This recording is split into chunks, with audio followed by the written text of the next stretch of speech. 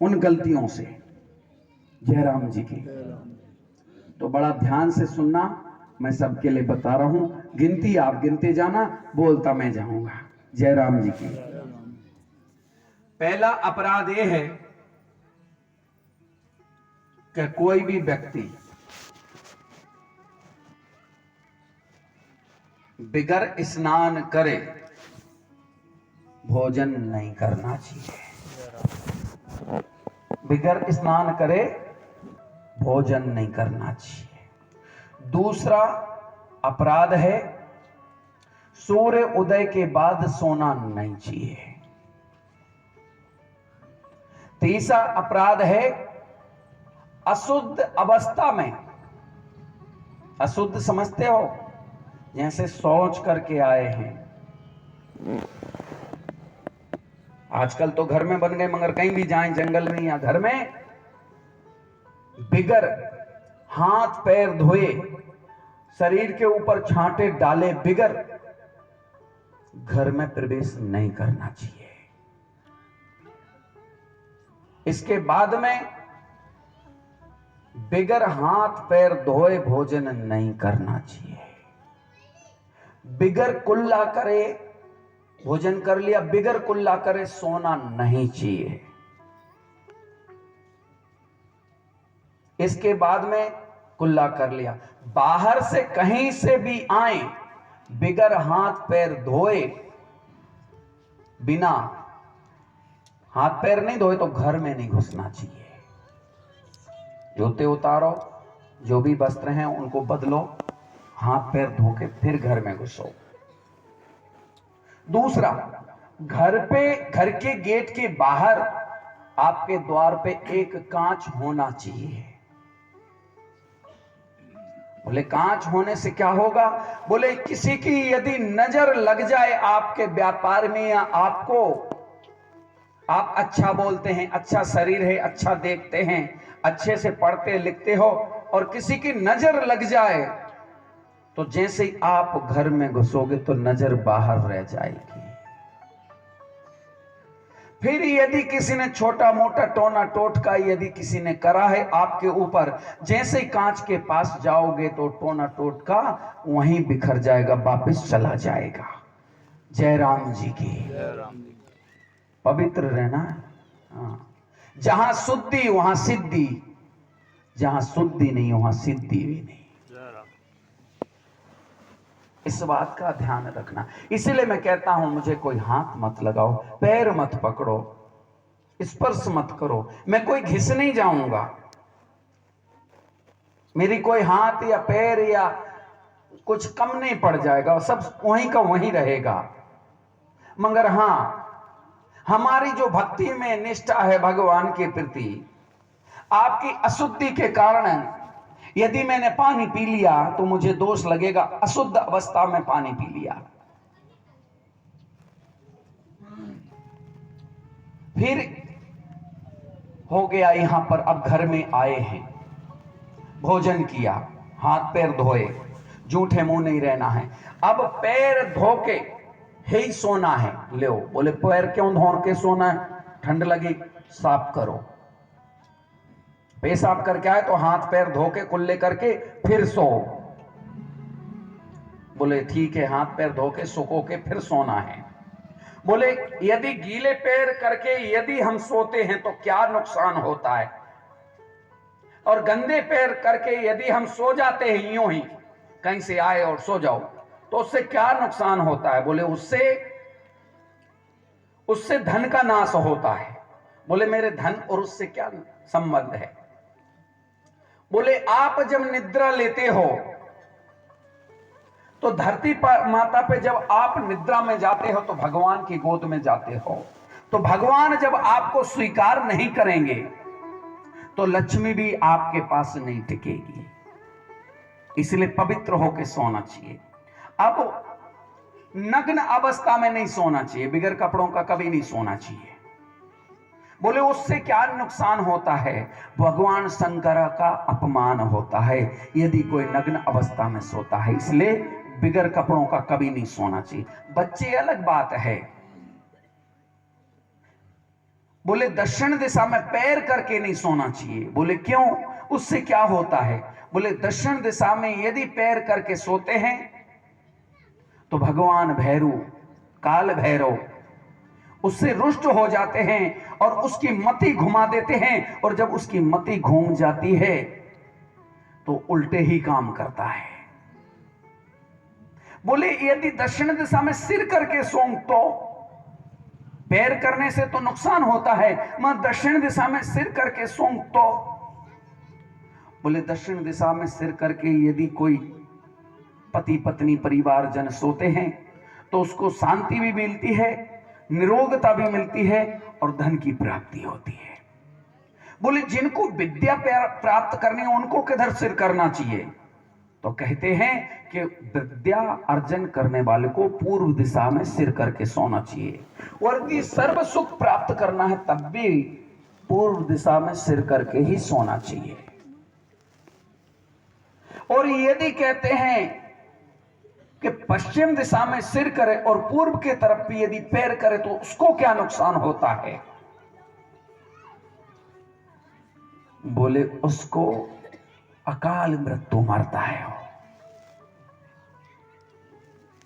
इसलिए पश्चिम दिशा में कभी सिर नहीं करना चाहिए, पूर्व में ही सिर करके सोए।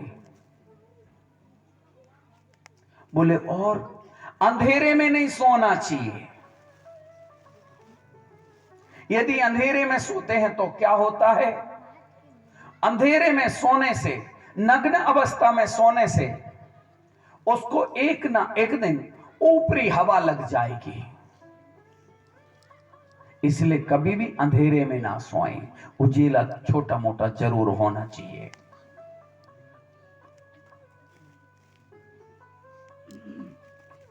बोले मांस मदिरा करके दक्षिण दिशा में पैर करके यदि सोता है तो उसको क्या नुकसान होता है? उसको उसके घर में चोरी होती है, हर जगह अपमानित होता है और अधम योनि में प्राप्त होता है। उसको कभी भी भगवान के धाम को जाने का मार्ग नहीं मिलता।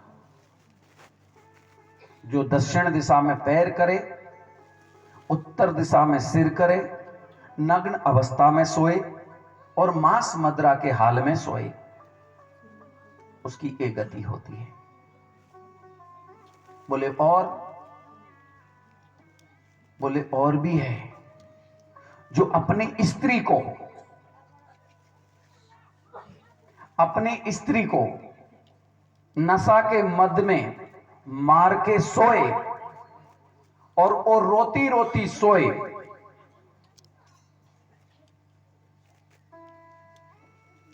और फिर भी मारने के बाद में वो पुरुष नग्न अवस्था में सो जाए और दक्षिण दिशा के तरफ पैर करके सोए, तो बोले उसको क्या मिलता है?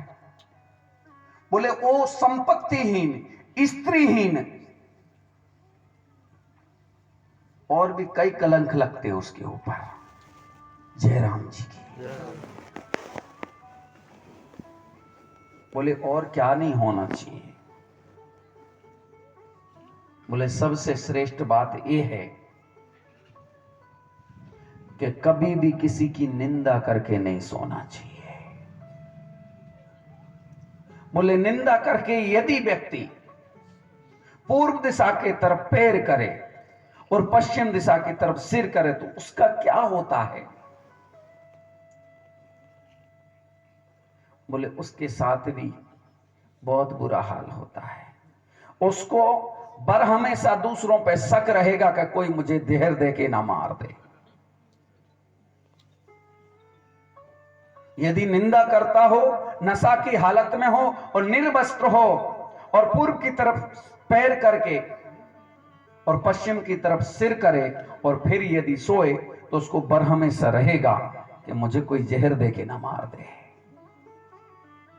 तो हमारे लिए कपड़े पहन के सोना है, मुंह साफ करके सोना है, पैर धो के सोना है और पूर्व दिशा में एवं दक्षिण दिशा में ही सिर करके सोना है। अंधेरे में नहीं सोना है, एकांत में नहीं सोना है, जंगल में नहीं सोना है, शमशान में नहीं सोना है। बहुत सारे अपराध हैं, बहुत टाइम लगेगा, मगर कथा और भी सुनानी है। जयराम जी की। अरे बोला नहीं जयराम जी की। हाँ, कथा और भी सुनानी, तो समझ जाओ। अब अपराध नहीं होना चाहिए, झूठे मुंह नहीं सोना है, पान खा के नहीं सोना है, सुपारी खा के नहीं सोना है। कुल मिला के आपको मुंह को साफ करके ही सोना है। और जब अब उठें तो क्या करें, किसका मुंह देखें, क्या बोल के उठना चाहिए, हमारे लिए कैसे धन की प्राप्ति हो, कैसे विद्या की प्राप्ति हो, कैसे अच्छे संतान की प्राप्ति हो, और कैसे अच्छी बहू मिले, और कैसे अच्छा धनी मिले। ये बात भी बताई देता हूं, लगे हाथ, उदारी राखूं क्यों। जयराम जी की। क्योंकि जब तक द्वारा यहां कभी आसपास में या इस गांव में कथा होगी, तब तक वो बहन बेटी वापस चली जाएगी, उस बेटे की भी शादी हो जाएगी, उसकी भी दुल्हन आ जाएगी, तो फिर तो राम जाने कैसी मिलेगी। आप आज जरूर कर लेना, आज ही ब्याह हो रहा है। हाँ, जयराम जी की। बोले इसके लिए क्या करें, तो यदि किसी को अच्छी जगह शादी करनी है, गुणवान बहू मिले, गुणवान बुद्धिमान योग्यतावान पति मिले, उसके लिए क्या करना चाहिए। बोले उनके लिए मां पार्वती को 16 श्रृंगार से बर हमेशा सजा के रखना चाहिए, और मां पार्वती की बहुत सुंदर पूजा आराधना करना चाहिए। और मां पार्वती का जो नाम है, हे मां पार्वती, हे जगन माता, जैसे आपके पति सर्वगुण संपन्न हैं, ऐसा कोई सृष्टि का गुण नहीं जो आपके पति में ना हो। ऐसे ही मेरा भी पति सर्वगुण संपन्न और धरती का, पूरी सृष्टि का निराला प्राणी मेरे जीवन में, हे मां मुझे देना। ऐसे नित्य प्रार्थना करना चाहिए। और शुक्रवार के दिन उनके लिए गुड़हल के फूल चढ़ाना चाहिए, कुमकुम चढ़ाना चाहिए, वस्त्र पहनाना चाहिए, उनको अच्छा पति मिलेगा। अब जिसको अच्छी पत्नी चाहिए वो क्या करे, पति, अब वो क्या करे, तो बोलते हैं कि भगवान राम की, भगवान विष्णु की ऐसी पूजा करें, ऐसी पूजा करें कि मुझे मां लक्ष्मी जैसी गुणवान, सुशीलवान, बुद्धिमान और धर्म में नीतिवान और आपकी आज्ञावान हमारे लिए ऐसे सब गुण हमारी पत्नी में हो, और ऐसी कोई हमारे ऊपर कृपा कर दो कि हमारे लिए अच्छी दुल्हन मिले, अच्छी जगह शादी हो। और जो व्यक्ति भगवान विष्णु के साथ में भगवान शंकर की भी पूजा करता है, तो उसके लिए कौन सी पत्नी मिलती, वो भी मैं आपको बताऊं। उसको पत्नी तो मिलती है सर्वगुण संपन्न, मगर उसके साथ साथ में स्वयं की भी मति घूमने लगती है। पत्नी के साथ में पत्नी भक्ति करने वाली भी मिलती है। यदि भगवान नारायण के साथ भगवान शिव की यदि भक्ति करे, तो उसको पत्नी भगवान की भक्ति करने वाली प्राप्त होती है। यदि भगवान शिव और भगवान विष्णु की यदि एक साथ पूजा की जाए तो। मगर ऐसा नहीं कि मां पार्वती को छोड़ दो, हाँ जो भी है सबकी पूजा करनी है, मगर मनोरथ सिद्ध करने के लिए भगवान विष्णु और भगवान शिव की आराधना करने से अच्छी पत्नी की प्राप्ति होती है। जय राम जी की। अभी यदि हमारे लिए कुछ और चाहिए तो अगली कथा का इंतजार करना पड़ेगा। जय राम जी की।